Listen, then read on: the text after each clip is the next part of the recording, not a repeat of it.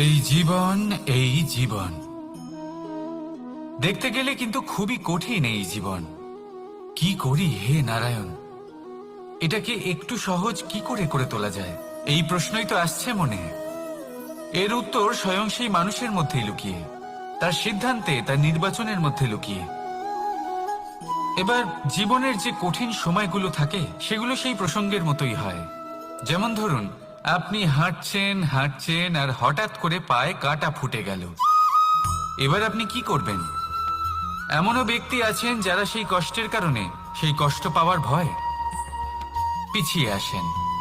এমনও কিছু ব্যক্তি থাকেন যারা সেই আঘাতে নিরাময় করার জন্য সময় নষ্ট করবেন, কতটা জানি না। এমনও কিছু ব্যক্তি থাকতে পারেন যিনি হয়তো সেই কাঁটাকে তুলে নিয়ে তার ব্যবহার গজালের মতো করবেন, তাকে দেওয়ালে পুঁতে একটা সুন্দর ছবি লাগাবেন যাতে সেই দেওয়াল আরো সুন্দর দেখতে মনে হয়। এটাই জীবনের সাথেও হতে পারে। এবার দেখুন, জীবন হলো কঠিন নাকি অত্যন্ত কঠিন সেটা গুরুত্বপূর্ণ নয়, সেটাকে সরল করার জন্য আপনি কি করছেন সেটা গুরুত্বপূর্ণ।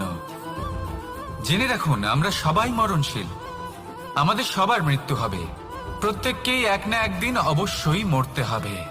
এবার যখন সেটা হতেই চলেছে, তাহলে ভয় কেন পাবো, চিন্তা কেন করব? দুশ্চিন্তা করলে কি এর সমাধান হয়ে যাবে? কখনোই নয়। যা প্রারব্ধ তা হবেই।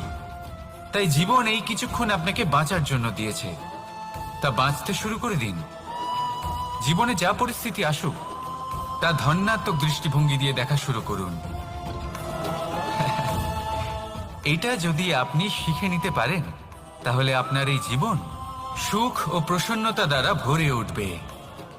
আর এই প্রসন্নতাই আপনি বলবেন, রাধা রাধা। বৃষ্টির জল যখন মেঘের দ্বারা টিপ টিপ করে ঝরে পড়ে তখন কি ভালো লাগে, তাই না? শুধু যে এই আবহাওয়া ভালো করে তুলে তাই নয়, এই মাটিতে সমাহিত হয়ে একটা অত্যন্ত সুন্দর গন্ধ উৎপন্ন করে। এই লতা পাতা, এই বৃক্ষ এদের জীবন দান করে, এদের পুষ্ট করে তোলে, আর তার সাথেই অনেক জীবের কল্যাণ করে। কিন্তু ভাবুন, যখন বজ্রপাত হয় তখন কি হয়? এই সমস্ত জলের ফোঁটা অনিয়ন্ত্রিত হয়ে যায়, একটা ভয়ানক বন্যার রূপ নিয়ে নেয় যা শুধুমাত্র মহাবিনাশ করে। এর সারমর্ম কি? এর সারমর্ম হলো কর্ম করুন, কিন্তু তার নিয়ন্ত্রণ রেখে। যদি আপনি নিয়ন্ত্রণে না থাকেন, তাহলে আপনিও জীবনরূপী এই বর্ষার পরিবর্তে ভয়ানক বন্যার রূপ ধারণ করবেন। এবার বিকাশ ঘটাবেন নাকি বিনাশ, সিদ্ধান্ত হলো আপনার। যদি বিকাশ ঘটাতে চান, তাহলে নিজের কর্মের সাথে সাথে নিজের মনকেও নিয়ন্ত্রণ করতে শিখুন। এই মনকে সংযত করুন, একে নিয়ন্ত্রণে রাখুন, নিজের কর্মকে নিয়ন্ত্রণে রাখুন, ভারসাম্য বজায় রাখুন। আর আমার সাথে ভালোবেসে বলুন, রাধা রাধা। কখনো ঘোড়া আর তার ঘোড়সওয়ারিকে দেখেছেন? ঘোড়ার ডান এবং বাম দিকে যেন একটা পর্দা লাগানো থাকে। তার কারণ কি? যাতে ঘোড়া অন্য কোনো দিকে দেখতে না পায়, শুধুমাত্র সামনে দেখে আর সেই দিকেই এগোতে থাকে। বলতে গেলে এটা খুব সাধারণ ব্যাপার, কিন্তু এর পেছনে খুব বড় এক বিজ্ঞান লুকিয়ে রয়েছে। আপনি যদি জীবনে নিজের লক্ষ্যে পৌঁছতে চান, তাহলে আপনাকে এদিক ওদিক তাকানো বন্ধ করতে হবে, শুধু সামনে নিজের লক্ষ্যের দিকে তাকিয়ে থাকতে হবে। তখনই জীবনে সাফল্য লাভ করবেন। ঘোড়া তো শুধুমাত্র এক পশু, তার উপরে লাগাম পরাতে হয়, চোখের ডান এবং বাম দিকে পর্দা পরিয়ে দেওয়া হয়। আপনি হলেন মানুষ, আপনাকে লাগাম কে পরাবে? কেউ না। এটা আপনাকে নিজেকেই করতে হবে। মনের গভীরে প্রবেশ করুন আর আবেগগুলিকে লাগাম পরান, তাদের নিয়ন্ত্রণ করতে শিখুন। আর নিজের দৃষ্টি সামনে, শুধু নিজের লক্ষ্যের দিকে। মনে রাখবেন, যদি আপনার দৃষ্টি শুধুমাত্র নিজের লক্ষ্যে থাকে, তাহলে লক্ষ্য ভেদ অবশ্যই করবেন। যদি একাগ্রতা এদিক ওদিক চলে যায়, তাহলে লক্ষ্য হারিয়ে যাবে। রাধা রাধা। যথা রাজা তথা প্রজা, যথা বীজ তথা বৃক্ষ, যথা ভূমি তথা অঙ্কুর। কি সুন্দর শব্দ এগুলি! আর যতটাই সুন্দর ততটাই গভীর হলো তার অর্থ। যেমন রাজা হবেন, প্রজা তেমনই হবেন। যেমন ভূমি হবে, অঙ্কুরও তেমনই হবে। কখনো গভীরে গিয়ে এই কথার অর্থ বোঝার চেষ্টা করেছেন আপনি? রাজা এই শব্দের মূল হল রজ। রজ কথার অর্থ হল মাটি। অর্থাৎ রাজা হলেন তিনি যিনি মাটির সাথে যুক্ত। রাজা হলেন তিনি যিনি প্রজাদের সম্মান করবেন, তাদের যত্ন নেবেন, তাদের চোখে জল দেখলেই চিন্তিত হয়ে উঠবেন, তাদের অশ্রু মোছার জন্য সমস্ত সম্ভাব্য চেষ্টা করবেন, তাদের সুখী রাখার জন্য সমস্ত চেষ্টা করবেন। রাজা এরকম হয়। এবার এই সমস্ত গুণ যদি একজন রাজার মধ্যে না থাকে, তাহলে প্রজার মধ্যে অসন্তোষ দেখা যায়। আর এই অসন্তোষ বিদ্রোহের রূপ নেয়। আর এই বিদ্রোহ যে কোনো রূপেই হলো বিনাশকারী। তাহলে রাজার উচিত প্রজাদের রক্ষা করা, এবং প্রজাদেরও উচিত রাজার প্রতি বিশ্বাস রাখা, তার অনুকরণ করা। এই দুজন যখন এক হবেন, তখনই শাসন স্থির হবে, তখনই এই দেশ নিয়ন্ত্রণে থাকবে। যদি দুজনের মধ্যে কোনো একজন নিয়ন্ত্রণ হারান, তখন মহা বিনাশ অবশ্যই হবে। তাহলে রাজা নিজের কর্ম করবেন আর প্রজা নিজের ধর্ম পালন করবেন, আর আমার সাথে ভালোবেসে বলবেন রাধা রাধা।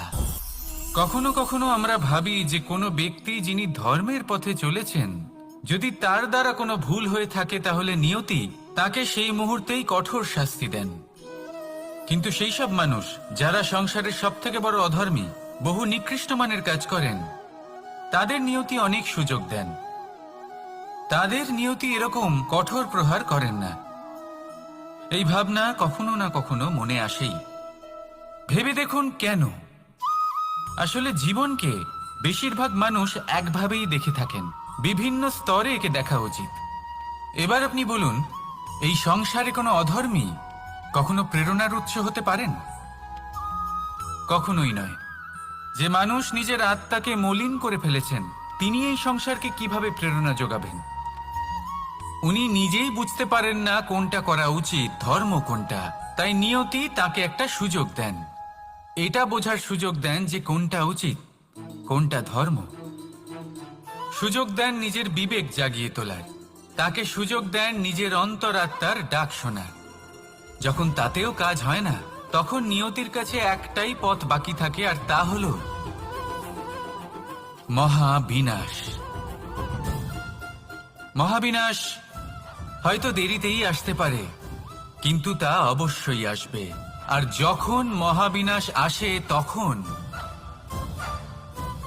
মহাবিনাশের যন্ত্রণা সমগ্র মানব জীবনের যন্ত্রণার থেকে অনেক বেশি হয়। এই কথাটা সবসময় মনে রাখবেন। আর অন্যদিকে যে মানুষ ধর্মের পথে চলছেন, তার দ্বারা যদি কোনো ভুল হয়ে থাকে, তখন নিয়তি তার পরীক্ষা নেন। কিছুক্ষণের জন্য মানুষের মনে হতে পারে নিয়তি তাকে কঠোর শাস্তি দিয়েছেন, কিন্তু সময়ের সাথে আমরা সবাই দেখি যে যখন সেই মানুষ সেই পরীক্ষায় উত্তীর্ণ হন, এই সমস্ত সংসারের জন্য প্রেরণার উৎস হয়ে ওঠেন। অর্থাৎ নিয়তি প্রত্যেক মানুষকে তার কর্ম অনুসারে উচিত ফলও দেন, উচিত শাস্তিও দেন। পার্থক্য হলো শুধুমাত্র সময় আর আপনার দৃষ্টিভঙ্গির। তাই ধর্মের পথে চলুন আর আমার সাথে ভালোবেসে বলুন রাধা রাধা। কর্ম কর্ম সর্বদাই শান্ত মনে করুন। ভিতের সেই ইটের মতো করুন যে শান্তভাবে 7 হাত গভীরে অবস্থান করে। সবার চোখ যায় শিখরের সেই পতাকার দিকে, কিন্তু শিখরে থাকা সেই পতাকা প্রতীক হলো ভিতের মধ্যে থাকা সেই ইটের শক্তির, যে শান্ত মনে নিজের কাজ করে গেছে। তাই এইভাবেই নিজের কর্ম করুন শান্ত মনে, সন্তোষ ভাব নিয়ে। কলরব যা করার তা আপনার সাফল্যকে করতে দিন, কারণ যখন সাফল্যের এই জয় জয়কার চারিদিকে ছড়িয়ে পড়ে, তখন কর্মের এই মৌনতা আরো শক্তিশালী হয়ে ওঠে। তাহলে আসুন আমার সাথে ভালোবেসে বলুন, রাধা রাধা। জলে জলকেলি করতে কে না ভালোবাসেন? আমাদের মধ্যে প্রত্যেক মানুষ চান কোথাও একটা সরোবরে, কোনো নদীতে, জলের মাঝে জলক্রীড়া করে আনন্দ উপভোগ করতে, তাই তো? এবার বলুন, আমাদের মধ্যে এমন কে কে আছেন যারা সাগরের ঢেউয়ের মধ্যে এক পাড় থেকে অন্য পাড়ে সাঁতার কেটে যাবার সাহস রাখেন? কে আছেন এমন? এবার এই কাজ তো হলো অত্যন্ত কঠিন। আমরা পার পছন্দ করি, জলকেলি করতে ভালোবাসি, কিন্তু পাড়ের কাছে, সমুদ্রের ঢেউয়ে নয়। কিন্তু একটা কথা মনে রাখবেন, যেই দিন এই পাড়ের কথা ভুলে গিয়ে আমরা সাগরের ঢেউয়ের সাথে লড়াই করার সাহস রাখব, সেই দিনই সাগরের ঢেউয়ের সাথে লড়াই করার শক্তিও আমরা পেয়ে যাব। পার আমাদের অত্যন্ত প্রিয়, আমাদের সুরক্ষিত রাখে, কিন্তু এটা আমাদের দুর্বল করে তোলে। তাই এই পারের মায়া ত্যাগ করুন আর সাগরের ঢেউয়ের সাথে লড়াই করার সংকল্প নিন।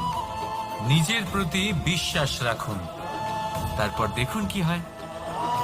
সফলতার শিখরে আপনার এই জীবন পৌঁছবে আর ভালোবেসে বলবে, রাধা রাধা। মানুষ যখনই নিজের জীবনে নতুন কিছু করতে যায় তখন ভয়ভীত হয়ে থাকে। ভাবে, যদি আমি অসফল হই তাহলে কি হবে? কে কি ভাববে? কেউ আমাকে দেখে হাসবে কিনা? যদি আমি আমার মতামত দিই তাহলে বলবো, এইসব পরীক্ষার সম্মুখীন হতে কখনো ভয় পাবেন না। কারণ যাই হোক না কেন, পরিণাম দুটোই হতে পারে। একটা হয় আপনি জিতে যাবেন, দ্বিতীয় পরিণাম আপনি হেরে যাবেন। খুব সোজা। যদি জিততে পারেন আপনি সবাইকে নেতৃত্ব দিতে পারবেন, কিন্তু যদি আপনি হেরে যান তাহলে আপনার কাছে সেই অভিজ্ঞতা থাকবে যা দিয়ে আপনি আগামী প্রজন্মের পথপ্রদর্শক হবেন। এবার ভাবুন, এই অভিজ্ঞতা দ্বারা আপনি কাউকে সাহায্য করছেন, যা দিয়ে সে নিজের স্বপ্ন পূরণ করতে পারবে। খুব পুণ্যের বিষয় এটা।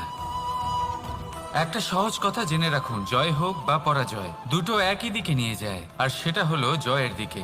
শুধু নিজের দৃষ্টিভঙ্গি শুভ করে তুলুন আর নিজের পরীক্ষাগুলিকে সীমিত করে তুলবেন না। নিজের এই সীমাগুলিকে আহ্বান জানান। নিজের ব্যক্তিত্বকে বিশাল করে তুলুন, শক্তিশালী করে তুলুন। আর আমার সাথে ভালোবেসে বলুন, রাধা রাধা। এই সম্পর্ক হলো গুরু এবং শিষ্যের।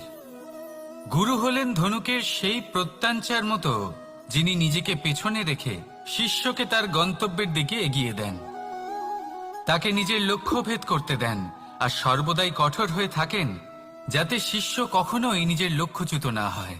ধন্য হলেন এমন গুরু যারা শিষ্যকে নিজের গন্তব্যে পৌঁছেও দেন এবং তার সব কৃতিত্ব তাকেই দেন, নিজের শিষ্যকে, নিজের বাণকে। তাহলে আপনারা চিরকাল এরকম গুরুকে মনে রাখবেন, সর্বদা তাদের সম্মান করবেন, সর্বদা তাদের ভালোবাসবেন, কখনো জীবনে পিছিয়ে পড়বেন না আপনি।